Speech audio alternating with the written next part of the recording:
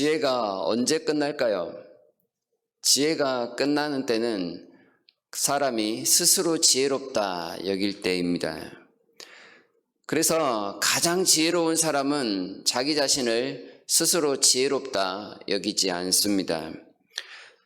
놀랍게도 자기 스스로를 늘 어리석다 여기는 사람은 하나님께서 그에게 자비를 베푸사 늘 하나님의 참 지혜로 채우시는 은혜를 경험하게 됩니다. 7절을 보시면 스스로 지혜롭게 여기지 말지어다 말씀을 합니다.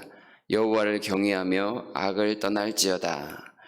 스스로 지혜롭게 여기지 않는 자와 여호와를 경외하는 자는 비슷한 모습입니다. 참 지혜는 여호와를 경외하는 거다라고 이야기할 수 있습니다. 또한 여호와를 경외하는 사람은 스스로를 지혜롭게 여겨 경거망동하지 않습니다. 여호와를 경외하는 자는 자신의 한계를 인정하는 사람이라고 할 수 있을 것입니다. 사람이 아무리 노력해도 되지 않는 것이 있습니다. 아무리 수고하여도 풀리지 않는 수수께끼 같은 그런 일들이 있습니다. 이렇게 한계를 인정하는 사람들은 기도합니다. 자신의 능력에 한계가 분명히 있기에 기도를 통하여 전능하신 하나님의 손길을 기대합니다. 하나님의 지혜를 구하여 문제를 해결할 수 있기를 바라는 모습입니다. 하나님은 어리석은 자들을 불러 지혜롭게 하신다고 합니다. 그리하여 세상에 스스로 지혜롭다 여기는 자들을 부끄럽게 하신다는 말씀을 우리에게 주십니다. 세상에 지혜로운 자들 혼자 똑똑한 척 다 합니다. 모든 것을 다 아는 척 합니다. 그러나 그들 한계에 부딪히면 이것은 신의 영역이다 이렇게 치부를 합니다. 혹은 우연히 이렇게 될 수도 있다라고 그냥 어물쩍 넘어가 버리고 맙니다. 그러다가 그들은 참 지혜를 알지 못한 채 그들의 어리석음에 멸망하고 마는 모습을 보입니다. 지혜는 여호와를 경외하는 것이라 하였습니다. 여호와를 경외하기에 지혜로운 자들은 자신이 간직한 소산물과 또한 여러 가지 물질들을 가지고 하나님을 공경합니다. 9절에 내 재물과 소산물의 처음 익은 열매로 여호와를 공경하라 라는 말씀을 주십니다. 자연현상, 사람의 지혜로 해결할 수 없는 일들이 있습니다. 어느 정도 깨닫기는 하지만 그 모든 것들을 인간의 힘으로 제어할 수 있는 능력은 부족합니다. 그렇기에 모든 소산물, 처음 익은 열매는 하나님께서 주신 그 선물인 줄 알고 감사하는 것입니다. 하나님께 감사하기에 하나님께 경배를 먼저 드리는 것입니다. 대적으로부터의 도와주심, 도적으로부터의 도와주심, 스스로 수고한 것을 스스로 먹게 하신 모든 것이 하나님의 공로임을 인정하는 것입니다. 여호와를 경외하며 지혜롭다라는 것은 이런 모습입니다. 지난 주일에 우리가 맥추절을 보냈습니다. 맥추절은 추수의 첫 시작을 알리면서 하나님께 감사하는 것이죠. 그러나 감사함으로만 끝나지 않습니다. 이제 마지막 추수까지 계속해서 달려가야 하는 그런 상황이 있기에 이 첫 시작의 추수를 통해 마지막 추수까지 하나님께서 모든 것을 주관해 주십시오. 여전히 풍성한 것을 얻게 해 주십시오라는 그런 간구의 의무도 담겨 있습니다. 하나님을 경외한다라는 것, 자신의 소산물로 하나님을 경배하는 것은 이런 간구의 의미가 담겨 있습니다. 지혜는 놀랍게도 이런 모습을 적극 활용하는 것입니다. 지혜롭게 하나님을 경외하는 것은 하나님 앞에 공짜가 없습니다. 공짜가 없다라는 사실을 분명히 알고 더욱더 하나님 앞에 바르게 살고자 하는 삶, 이것이 지혜자의 모습입니다. 오늘 읽은 본문이 이런 내용을 너무나도 분명하게 보여줍니다. 1절에서 하나님께서는 법과 명령을 지키라 그리하면 2절에서 너에게 장수와 평강이 있을 것이다.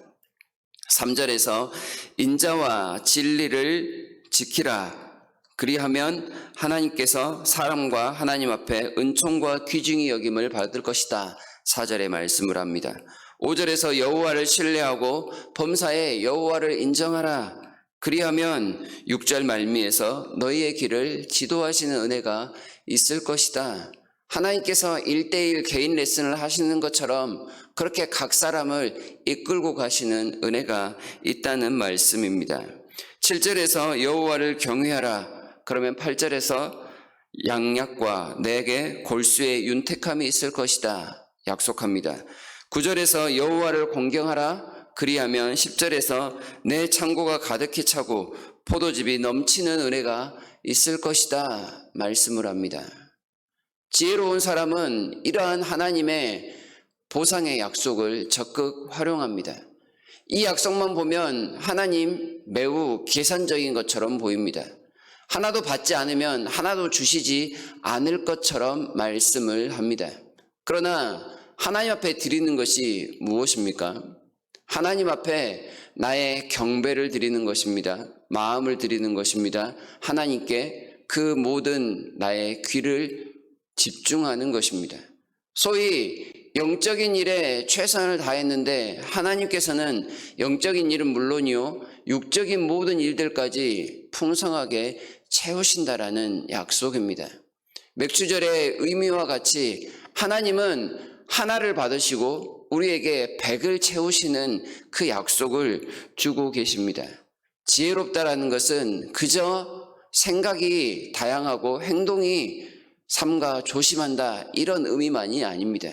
지혜롭다라는 것은 하나님께서 철저히 우리의 삶에 대해서 보상하시고 복 주신다는 사실을 알고 일부러라도 지혜롭게 행동하는 사람을 가리키는 것입니다. 지혜롭게 행동함을 통하여 하나님께 많은 것을 받아 누리고 그것을 받아 누리니 더욱더 하나님의 말씀 앞에 벗어나지 않는 삶을 살아가는 것, 그것이 하나님을 경외함이며 지혜로움이라고 우리에게 가르쳐 줍니다. 다른 말로 바꾸면 하나님 앞에서의 지혜로움은 공짜가 없다, 이렇게 이야기할 수 있습니다. 나는 하나를 했는데 하나님께서 100을 채우신다, 이것이 우리의 행위대로 받는 것이라 할 수 있겠습니까? 그렇지 않죠. 하나를 했으면 하나를 받는 것이 행위대로 받는 모습입니다. 하나를 행하고 100을 받았다, 이것은 하나님의 값없는 은혜요 자비라고 표현할 수 있습니다. 곧 지혜롭게 산다는 것, 그것은 하나님의 은혜 속에 사는 삶이다 말씀할 수 있습니다. 은혜를 누렸으니 하나님 앞에 더욱더 경배하는 것이지요. 은혜를 누렸으니 하나님의 말씀의 그 가치를 알고 그 말씀 속에 풍성한 삶을 살고자 노력하는 것입니다. 은혜를 받았으니 함부로 말하거나 행동하지 않습니다. 은혜를 받았으니 다른 사람들 앞에 스스로 군림하려고 하지도 않습니다. 은혜를 받고 있으니 다른 사람의 것을 굳이 빼앗아야 내가 풍성해질 수 있다, 이렇게 생각하지 않습니다. 주고 빼앗는 삶이 아니라 함께 받아 누리면서 풍성함을 나누는 삶을 아는 것, 그것이 바로 지혜자의 삶인 것입니다. 하나님께서 주시니 넉넉합니다. 그리하여 자연스럽게 악을 떠나는 삶을 살아가는 것입니다. 선순환이죠. 이보다 더 좋을 수 없도록 만드시는 은혜, 그 은혜의 비결이 하나님의 지혜 가운데 나타납니다. 그러니 지혜는 우리로 하여금 더욱더 지혜롭게 살아라 라는 그 동기부여를 하기에 충분합니다. 지혜를 따라 살면 부족함이 없으니 이 지혜를 결코 잊어버리지 말라, 내 아들이라는 표현을 사용하면서 아버지가 아들에게 비법을 전수하듯 그런 말씀을 우리에게 하고 있는 것입니다. 스스로 지혜롭게 하면 얻을 수 없는 많은 것들이 스스로 지혜롭지 못하다 여기며 하나님의 지혜를 구하면 너무나도 쉽게 얻을 수 있다는 사실, 이것이 놀랍게도 우리에게 가르쳐주는 지혜입니다. 하나님은 이런 지혜들을 말씀하시면서 지금 우리를 이 지혜의 세계로 초청하고 계십니다. 풍성한 하나님의 은혜의 세계로 초청하시면서 오늘 하루 이렇게 지혜롭게 살고자 노력해 보라고 말씀하고 계십니다. 하나님을 아는 지혜와 그 지혜의 유익까지도 함께 누리는 삶의 주인공이 되시는 일, 여러분들이 오늘 하실 일이며 앞으로도 늘 경험하시는 그런 삶이 되기를 진심으로 바랍니다.